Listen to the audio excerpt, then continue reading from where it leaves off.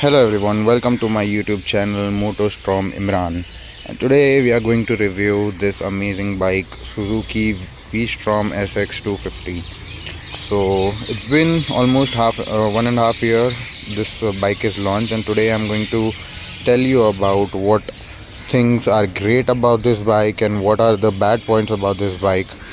As you can see, this bike is totally loaded right now with all the accessories, top box and auxiliary lights and everything. I will talk about those accessories and everything in a separate video, but for now let's review this bike. So I reckon you already know what are the specs of the bike, so I'm not gonna bore you about the engine and the diameters and all that stuff. I'm not going to get into that, so I'll straight away start with the good points. First point that I liked about this bike is the looks. I mean, look at the bike, a 250cc engine and an adventure class motorcycle with this kind of look. It's amazing. It's definitely a head turner. I have ridden this bike for 3,500 kilometers, and I can't tell you how many times people have asked me which bike this is and they want to click picture with this. The chunky front look is kind of similar to a GS, and the headlights, the windscreen, everything fits in perfectly. With the added crash guard, it looks phenomenal.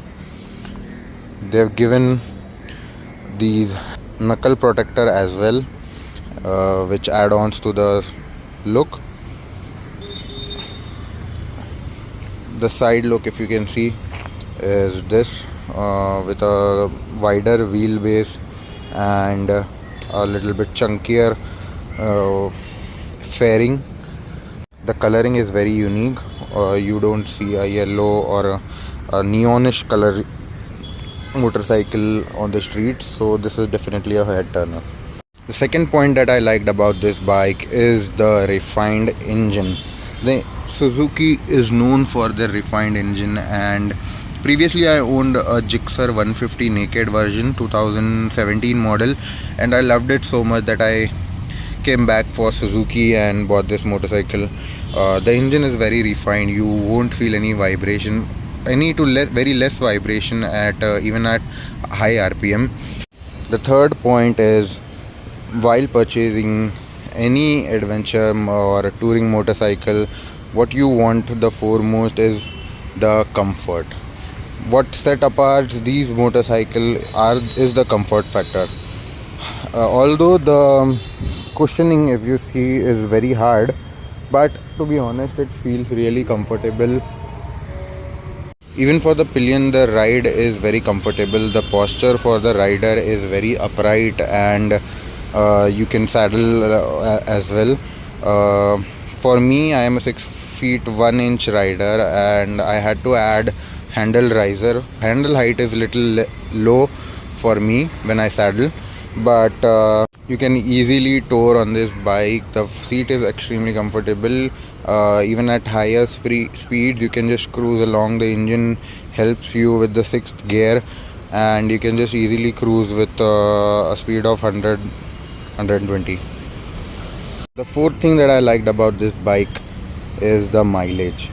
A 250cc engine with this weight, with everything added along, I think any other motorcycle would give you around 30 to 32, 33, 35 max at an highway.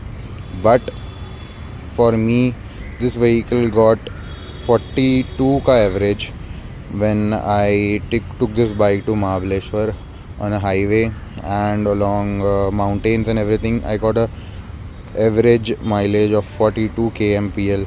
That is phenomenal for this cc motorcycle.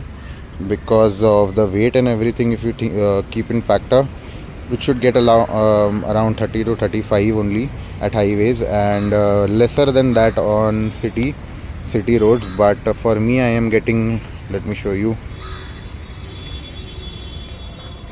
I'm getting around 33, 34 ka average in city. So if you see, yeah, 34.4 is the average that I'm getting. in city. The next point that you will like about this bike are the add-on accessories that are available in the market. Obviously these are aftermarket accessories, so there are lots of options that you can go for the auxiliary lights and crash guards, engine guards, bash plates, and top boxes, panniers, and saddle stays, and everything you can get easily, and you can totally build this bike according to your need. You can see this is a fully loaded motorcycle that I am having right now. If you want me to make a video about what are these accessories, where have I bought these from, you can definitely put this in the comment and I will make a video for you along with the prices. One more good point that I liked about this bike is the speed. The engine, as I said, is very refined and you'll get easily above 120 with a weight of 90-95 kgs. I have gone at a top speed of 155, but a slimmer guy or girl would definitely can reach 160 on this bike. So the top speed and the cruisability of this bike is amazing. So let's quickly jump into the bad points, what I didn't like about this bike. The first thing is the height. I'm a 6 feet 1 inch rider, and for me this bike is totally fine, but I guess minimum you should be of 5'8", 5'9", otherwise this bike won't be comfortable for you because of the heaviness of the bike plus the height. You won't be able to handle the bike. Of course all riders can ride any bike, but when it comes to city riding or off-roading and stuff, you need to have a proper bike for you to give your best and the bike to give its best. So the short riders, this bike is not for you definitely. 5'9", 5'10", you can definitely take a test ride and see it for yourself. Other than that, if you want, you can just spend 15,000 or odd rupees for a lower heighted version of this bike, and to be honest, I don't think this you should put that much money for just seat adjustment. The next point that I didn't like about this bike are the suspensions. I wouldn't say the suspension are totally bad or very stiff, but yeah, compared to other motorcycles in this segment, these suspensions are a bit stiffer for city riding. Also, as on off-roads, it's a bit stiffer. The next point that I didn't like about this bike is the look from the back. Just have a look. Just because I have a top box, it's looking a bit decent. Otherwise, the look from the back is very sleek. I mean, from the front it looks like Hulk, and from the back it looks like Spider-Man. So yeah, that's how the look is. These LED brake lights, they have taken it from the Gixxer itself. These are halogen indicators, and of course the dual exhaust looks fine, adds to the whole look, but just from the back look, it doesn't look like an adventure motorcycle. So one more thing that I didn't like about this bike, I just remembered that these are halogen indicators. Like, come on Suzuki, you could have given LED indicators which are more brighter in daylight. But yeah, you'll get halogen indicators. Yeah, but you'll get LED headlights, and the headlights are pretty decent.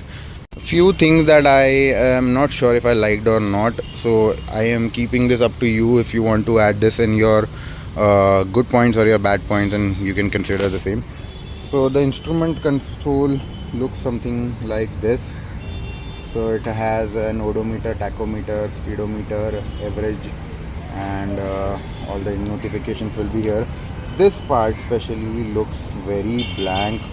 So if you connect your Bluetooth with the motorcycle, you'll get all the turn by turn navigation here, but if you are not connected, it will look totally blank. So I owned a Gixxer 155 which had an in night it used to turn red. That used to look sick, but this instrument console is, I don't know if it's good or not. It's up to you. One more thing, it's I'm keeping you up to you, are these knuckle guards. Knuckle guards of to be honest totally of no use, because these are very soft and light plastic material that they have used. So I would recommend, if you are a good hardcore rider, you go on different rides every weekend or so, to just replace this with Barkbusters knuckle guards, because there's no metal lining or anything inside that will protect you when in a crash. So yeah, so that's it from my side, guys. Hope you enjoyed the video. Hope you understood what are the good points, what are the bad points. You can discuss the same with me in the comment section if you would like. I would answer to all your queries, and I will let you know if you should buy this bike or not, and if this bike is made for you or not. So I am definitely going to make a video about what all accessories that I have on this bike, what are the prices of the accessories, and from where I have purchased the same. So there are few videos that are lined up next to this one, so please do subscribe and let me know if you really want those videos. Then only I'll be uploading that. I'm gonna also review BMW G310RR soon, and if you want to view that video, let me know into the comments box, and do subscribe. Thanks.